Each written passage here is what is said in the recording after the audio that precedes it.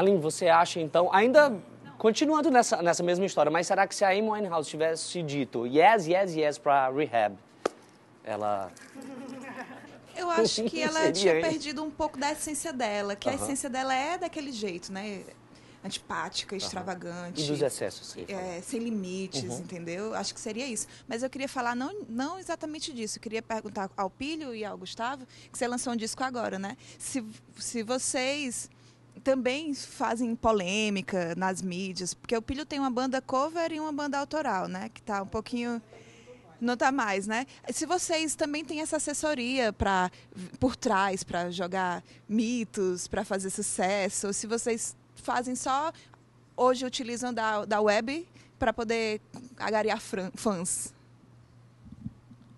Bom, o meu trabalho é basicamente divulgado pela internet. Eu não tenho feito shows, eu conheço muitos músicos, pessoal profissional aqui de Fortaleza, mas eu não tenho feito shows. Você encontra a minha música só na internet, no MySpace e no Clube Caiubi. São os 2 lugares que eu indico para procurar minha música, né?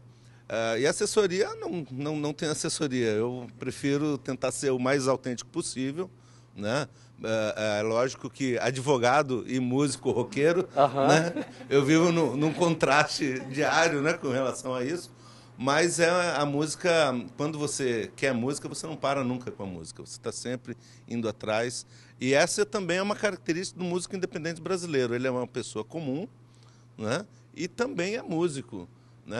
Essas grandes assessorias e produções, eu acho que são mais internacionais e para grandes artistas, hoje em dia, do sertanejo, né? Do sertanejo, do forró, né? Essas grandes empresas, do que para o rock and roll. Acho que o rock and roll, a vantagem do rock and roll, que eu gosto de rock, é porque ele é autêntico. Ele não é você faz o que você gosta. Eu não ganho. Eu já ganhei dinheiro com o meu rock, mas eu prefiro que ele seja o meu rock mesmo do que o rock de uma multidão e que vai acabar sem a qualidade que eu gostaria, né? Filho, e aí? Já recebeu algum recado, tipo, vai ali no banheiro feminino, sai com 2 meninas? Não. Algo do gênero? É uma coisa básica, né? Só pra gente criar esse astro do rock, não.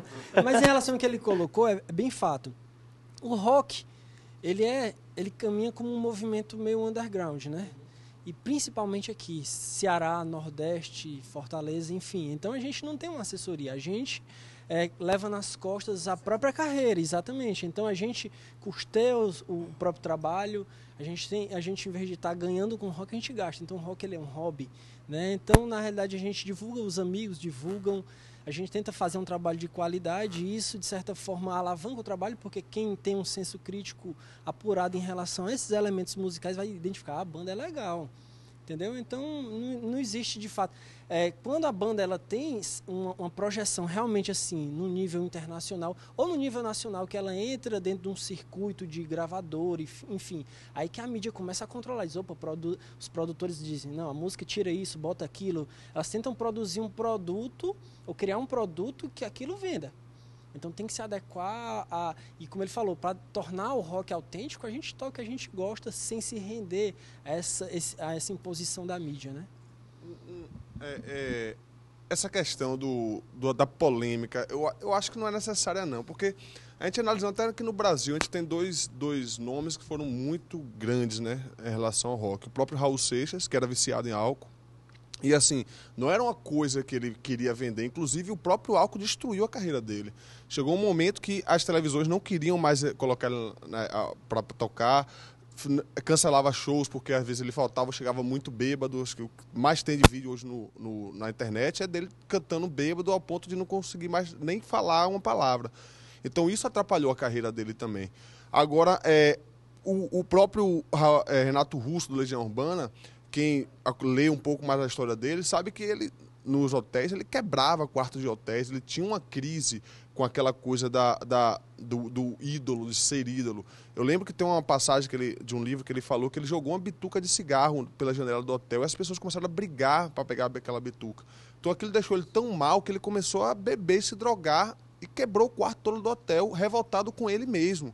Porque ele tinha se tornado uma figura tão forte no sentido do desejo da pessoa que ele não poderia alcançar todo esse desejo. Então, ele sentia essa intriga com ele mesmo. Não fez uma responsabilidade, né? E aí, analisando toda a história dessa galera que morreu jovem, seja por influência das drogas ou até por outras questões de acidente, como o caso do Mamonas, eu acho que ela vai muito além da polêmica. É talento. O que mais tem hoje é a gente querendo fazer polêmica, aparecer. Acho que abre a internet, a gente vai ver vários grupos fazendo polêmica e não cresce.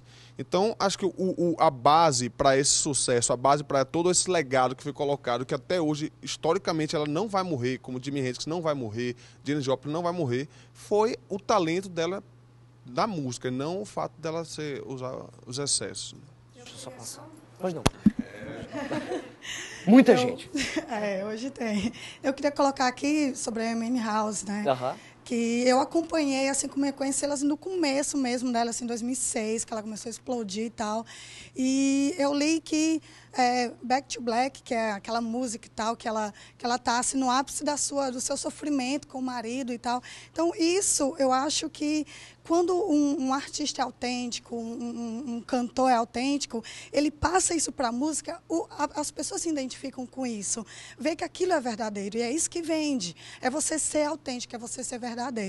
Né? Então, a Amy tinha isso. Ela não estava, tanto como Cazuza, como Renato Russo, como ele colocou, Cássia Eller. Então, você vê a pessoa cantando, vê a pessoa transmitindo você mesmo, isso vende.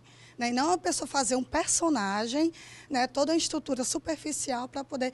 Que a gente vê que a mídia faz isso. Pega uma pessoa e vamos vender essa pessoa, vamos comercializar essa pessoa. E isso tem o seu tempo determinado. Perfeito, então, passa lá para o... E para ter uma ideia de que isso não é regra, tem super bandas assim que tem uma vida super discreta, né? Por exemplo, Pink Floyd, né? Ninguém assim, eles sabiam separar muito bem assim a vida profissional e a vida pessoal, né? Por exemplo, né? Para citar, acho que você pode até citar outras bandas, outros músicos que tinham sim um grande poder de mídia, de show, mas que tinham uma vida discreta, protegia a família, deixava a família bem longe, né? O próprio Jim Morrison, no documentário dele, estou falando assim porque eu acabei de ver o documentário, estou meio empolgado. Tá fresco, né? Ainda. A primeira entrevista que ele deu, perguntou assim, e a sua família? Ele disse que, minha família morreu. Acho que aí todo mundo tomou um choque, inclusive a família tomou um choque, inclusive a família não sabia nem que ele estava numa banda e tudo, então foi a forma dele afastar a família desse momento dele. Agora, eu queria só falar uma coisa sobre, voltando à ideia dos 27 anos, o primeiro da lista foi aquele, assim, dessa lista, né? Foi aquele guitarrista dos Rolling Stones. Logo depois foi o... Deixa eu passar, peraí, só um instante. Repete, Aline, por favor. O primeiro de 27 anos que morreu, na verdade, teve o Robert Johnson, que era um guitarrista de blues, que morreu nos anos 30, teoricamente envenenado pelo dono do bar onde ele frequentava. Ninguém sabe por quê nem como. Lendas dizem que é porque ele fez um pacto com o demônio e o demônio veio cobrar o preço. Depois foi o Buddy Holly, que inspirou Beatles, que inspirou Bob Dylan, que até hoje está aí, que ele era um vocalista, na verdade cantor, musicista americano. E depois que veio o Brian Jones, o guitarrista do... Pois é, aí quando isso aconteceu, aí morreu dos Rolling Stones, né? E depois foi, eu acho que a Janis Joplin, não, foi o Jimi Hendrix, né? Foi o Hendrix. Aí, de repente, o que era normal, porque todos eles começaram mais ou menos na mesma geração, então, na mesma época que teve toda essa coisa do final da década de 60, todo mundo montava uma banda, todo mundo fazia isso. Então, a probabilidade de pessoas da mesma idade morrerem, assim, uma geração toda tendo excesso, era muito grande. Então, assim, quando o Jimi Hendrix morreu, na biografia da Janis também diz assim que as pessoas já criaram meio que essa coisa de proteção. Olha, ele morreu com 27 anos, toma cuidado e tudo. Inclusive a Janis, ela morreu, todo mundo foi uma surpresa porque ela já estava um tempinho já nesse processo dela, ficou com medo de fato e estava gravando o Pearl, né, que é o disco dela que foi lançado depois que ela morreu. Aí quando a pessoa entra nessa abstinência radical e se ela tem uma recaída, ela cai, né, com sede ao pote. Então, provavelmente ela teve uma coisa assim e faleceu. A mesma coisa aconteceu com o Jim Morrison, as pessoas rodearam o Jim Morrison, olha, Jimi Hendrix, tudo morreu e tudo, então toma cuidado, e aconteceu com ele. E engraçado também que a mesma coisa também aconteceu com o Kurt Cobain, né? Que também quando ele estava nesses excessos e tudo aí, completou 27 anos, a mídia usou essa lenda também para, olha, ele vai morrer. Então, as pessoas tinham essa ideia, vá ver um show do Jimi Hendrix ou do Kurt Cobain, porque pode ser o último show dele, né? E eu lembro também agora, refrescando a memória agora de pouco tempo, quando a Janis Joplin, ou quando, tô trocando aqui os nomes, quando a Amy Winehouse veio fazer show aqui no Brasil, só o que acontecia nas redes sociais era comentários desse tipo. Não perca esse show porque pode ser o último. Ela tem 27 anos. Então, assim, o poder desse mito criado. Então, a coisa que mais me chama a atenção nesses músicos é porque ninguém vai ter uma imagem deles velhos, desgastados. Essa coisa de você morrer no ápice da carreira cria-se um mito monstruoso, congela. Então, você vira um mito. E isso lhe eterniza. Então, assim, a imagem que nós vamos ter sempre desses músicos é a imagem do ápice da criatividade, né?